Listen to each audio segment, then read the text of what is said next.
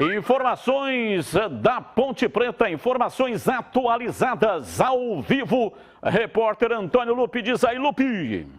Beleza, Batista, mais uma vez um abraço para você, para todo mundo que está acompanhando os donos da bola. Por enquanto, né, as principais novidades da Ponte Preta, depois da derrota para o Coritiba, elas estão acontecendo fora das quatro linhas. A Macaca anunciou 2 reforços nos últimos dias. O lateral esquerdo, Marcelo Hermes, que já está treinando com o grupo, hoje fez uma atividade separada, e também o meio-campista Iago Henrique. Ele joga como segundo volante, chega para brigar com posição com o Vini Locatelli, estava no Juventude, fez poucos jogos, apenas 6 partidas na temporada 2021, sofreu muito com as lesões, mas no ano passado, quando atuava pelo CSA, foi um dos principais nomes da equipe de Alagoas na Série B do Campeonato Brasileiro. Ontem, o executivo de futebol, Alarcon Pacheco, participou de uma coletiva virtual para falar a respeito desses novos jogadores e também sobre o mercado. O executivo afirmou que não fechou o ciclo de contratações e novas novidades devem chegar até o início da semana que vem. Ele falou como tem feito na questão financeira, já que a Macaca não vive uma situação delicada nos cofres em relação à temporada 2021. É de conhecimento de todos vocês que nós fizemos uma engenharia financeira aí importante com a liberação de alguns atletas e isso proporcionou alguma sobra, assim, diríamos, de recursos para que a gente pudesse reforçar. Então, dentro dessas dificuldades, solicitações da comissão técnica, nós conseguimos definir esses 2, estaremos definindo dentro em breve aí mais alguns. Realmente nós temos pendências, assim como eu acho que a grande maioria dos clubes do futebol brasileiro. Né? A direção, através do nosso presidente, está trabalhando diuturnamente para encontrar soluções, saídas para isso. Nós temos sim pendente uma CLT e 2 imagens. E nós não temos um prazo determinado, até para não criar nenhuma expectativa e nenhuma frustração perante os atletas. Bom, esse é o Alarcon Pacheco, né? Também perguntado a respeito desses atletas que vêm de um longo tempo de inatividade. O Hermes, a última partida dele foi em maio, quando terminou o Campeonato Português. E o Iago Henrique, ele veio do Juventude, a última partida foi em março. Então, são 2 jogadores aí que vêm de um período longo de inatividade, mas, segundo o Alarcon Pacheco, ele espera que rapidamente esses atletas possam estar à disposição do técnico Gilson Kleina. Por duelo contra o Brusque, no domingo, dificilmente esses 2 atletas estarão à disposição, até porque eles não estão com o registro publicado no BID da CBF. Em relação ao time, o técnico Gilson Kleina tem a volta do André Luiz no meio-campo, só que, por outro lado, ele não poderá contar com o Kevin, que está suspenso pelo 3º cartão amarelo.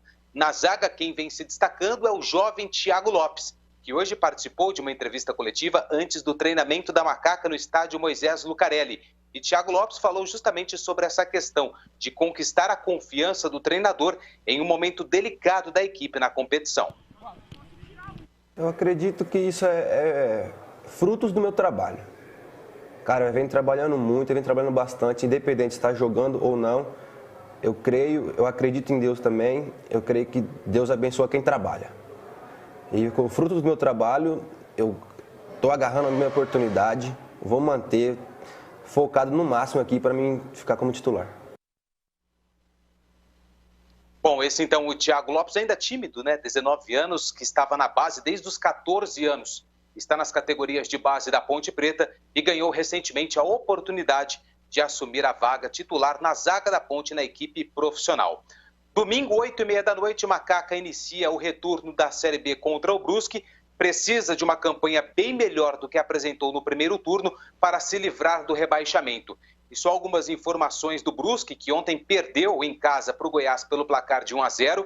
Notícias boas para a Ponte, porque o Edu, que é o artilheiro da Série B do Campeonato Brasileiro, não joga contra a Macaca, ele está suspenso, assim como o lateral esquerdo Alex Juan, que também tomou o 3º cartão amarelo. Batista.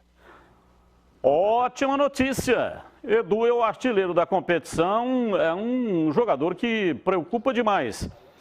Olha, Thiago Lopes, a necessidade faz a oportunidade. Estou falando do zagueiro da Macaca que apareceu porque muita contusão, cartão e tal, não tinha ninguém para colocar, o treinador escalou o jogador, ele entrou e deu conta do recado. Gostei demais, hein? Gostei demais do Thiago Lopes. Zagueiraço, Joga de cabeça erguida, é tranquilo. Dá até a impressão, vendo o Thiago Lopes jogar, que é fácil. Ele faz o negócio ficar fácil. Ele simplifica. Simplifica demais. Gostei demais do Thiago Lopes. Bom zagueiro. Olha ele aí, ó. Então a necessidade faz a oportunidade, porque se todos estivessem em condições de jogar, ele não jogaria. Não jogaria. O treinador não ia colocá-lo para jogar se todos os veteranos, os categorizados que pertencem ao elenco estivessem em condições de jogar. Então, às vezes, os caminhos são tortuosos, mas eles acabam chegando. Está surgindo aí um jogador, pode ser que eu me engane, mas vai longe na carreira, hein?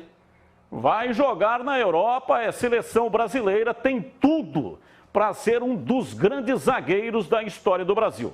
Vamos torcer para que realmente se concretize. Bom, vamos lá, CH, começando aqui a análise Ponte Preta e Brusque, partida marcada para 8h30 da noite, estádio Moisés Lucarelli, domingo com VAR. Árbitro de vídeo pela primeira vez na história da Série B Abezona. O VAR deveria ajudar, mas no Brasil não dá para ter certeza. Eu não sei se eu comemoro.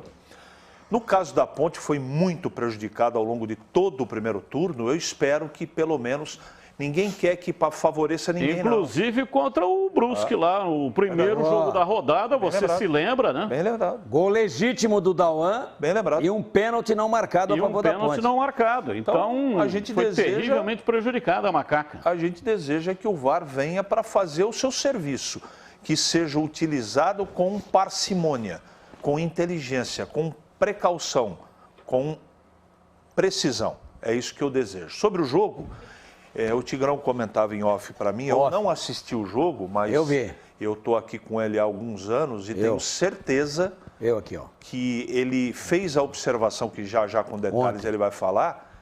O Brusque deu muito trabalho para o Goiás. Eu já conheço o Brusque, o Goiás agora está no G4, ganhou o jogo, mas o Tadeu, o goleiro do Goiás, foi o melhor em campo. Não vai jogar o Edu? Legal, melhor para a Ponte.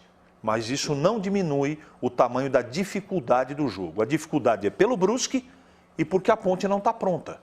Você não consegue saber o que o time vai apresentar. Melhorou? Melhorou. Mas muito longe ainda de uma situação confiável. De qualquer maneira, Batista, eu espero que a Ponte vença.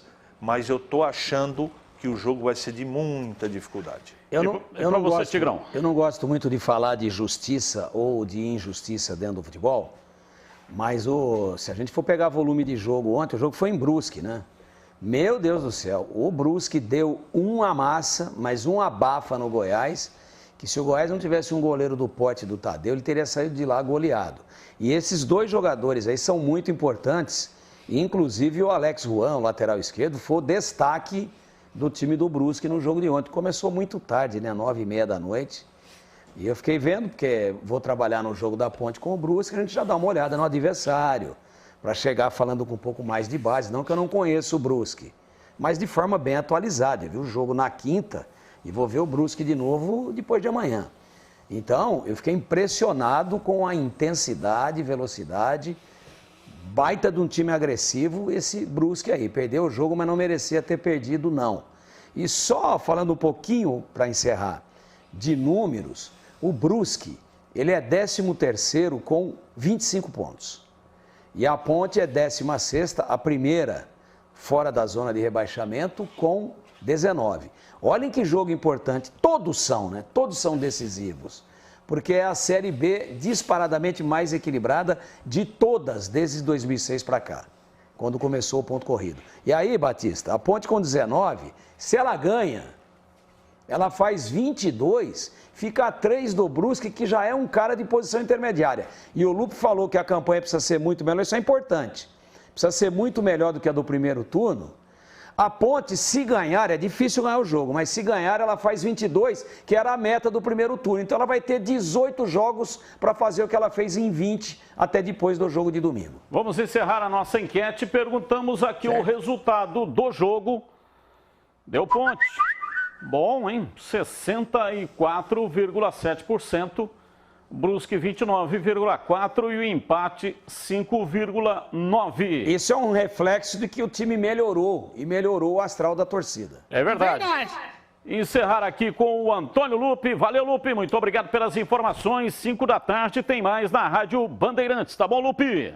É verdade, Batista. Vamos falar mais sobre o duelo entre Ponte e Brusque, domingo às 8h30 da noite, no Moisés Lucarelli. Volto com você aí no estúdio.